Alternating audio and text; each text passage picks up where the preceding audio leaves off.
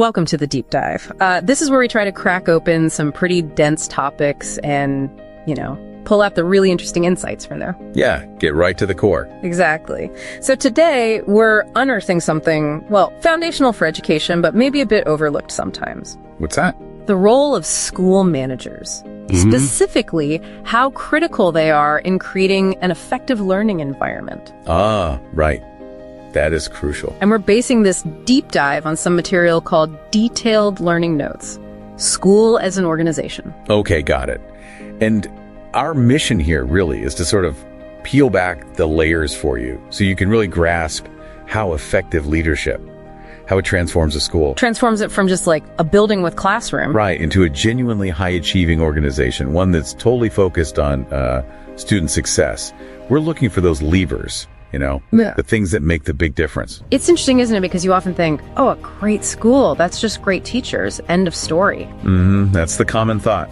But these notes, they make this really strong case, almost provocative, you could say, that an effective school isn't just about individuals doing well. It's more like a finely tuned ecosystem. Okay, an ecosystem. Yeah, and it's driven by leadership that directly supports and facilitates high student achievement. It's presented as a whole organizational thing. So it definitely challenges that idea that teachers are the only factor. Absolutely. And this is where, the deep dive into the notes really starts. Right, because they're not just saying, management's important. Vaguely. No, not at all. They're showing this direct link, almost like a surgical connection between specific management practices and what students actually achieve. It's like finding the hidden operating system behind a successful school. It goes way beyond just admin tasks. The day-to-day paperwork and stuff? Exactly. And the level of detail, how granular that connection is, that often surprises people. So, if we run with that idea that management is this key driver, the notes then lay out 3 really crucial practices for these managers. Things they need to master. Okay, what's the first one? Well, the first one jumped out at me immediately. It's called Comprehensive Understanding of Classroom Practices. Right. Which the source itself calls instructional leadership. Instructional leadership, okay. And the key point seems to be, it's not just general leadership skills like motivating people. No, it's more specific. Yeah, it's about managers having this deep, almost like intimate knowledge of what actually works in a classroom, what makes students achieve more. Which sounds great, but you have to wonder, like you said, how often does that really happen in practice? That is the million-dollar question, isn't it? It really is. And that distinction is so important because general leadership, setting a vision, building a team, that's necessary, sure. Of course. But instructional leadership, that demands you understand teaching methods, curriculum design, how kids actually learn. So you can offer real feedback. Exactly. You can walk into a classroom, watch, and give feedback that's actually meaningful and informed based on educational knowledge. Right. Without that understanding, trying to lead instruction, it can feel kind of empty or even backfire. Makes sense. You need that credibility. You need to lead from a place of real educational insight, deep insight. Okay, so once a manager has that deep understanding, that instructional leadership piece, the notes then move to something else that's just as critical. Continuous improvement. Yes. Not just a one-time fix. No, and it's not just a buzzword here. They describe it as an active partnership. A partnership. Between who? Between the managers and the teachers, the staff, getting in the trenches together, constantly looking at strategies, refining things for student rave. Okay, so it's collaborative. Very collaborative. It sounds like a big shift from, just orders coming down from the top. Oh, absolutely. That collaborative, ongoing way of working. That's the engine for progress that lasts.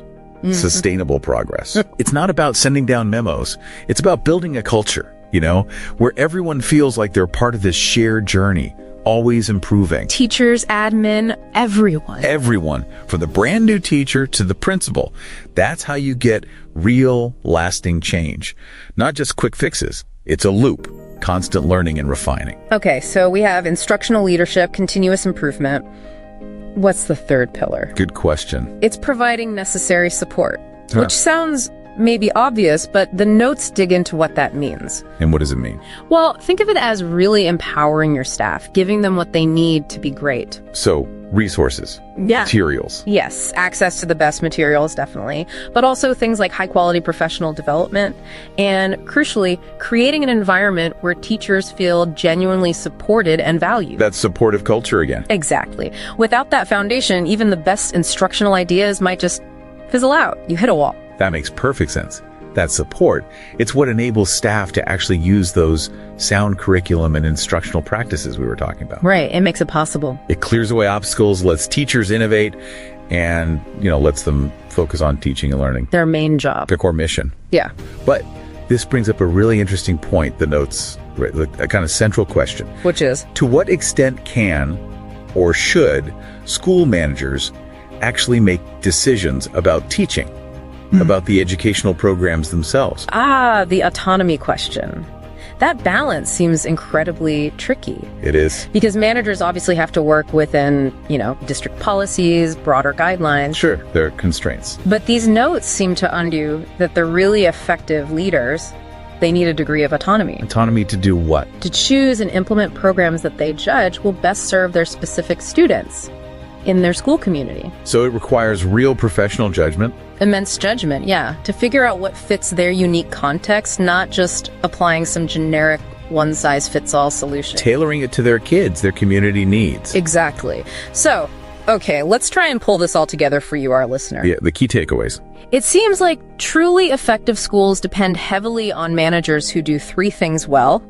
First, strong instructional leadership, really getting what works in the classroom. Knowing the craft. Second, fostering that continuous collaborative improvement with their teams, not just telling them what to do. Working together. And third, proactively making sure staff have the resources and the support they genuinely need to succeed. Right. And knowing this, it gives you, the listener, a much clearer lens, doesn't it? Oh, so? Well, it helps you look at educational leadership differently.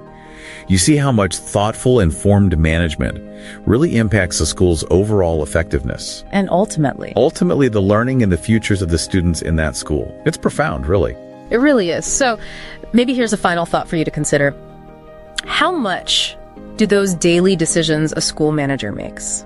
Everything from understanding a specific teaching method to deciding how budgets are allocated.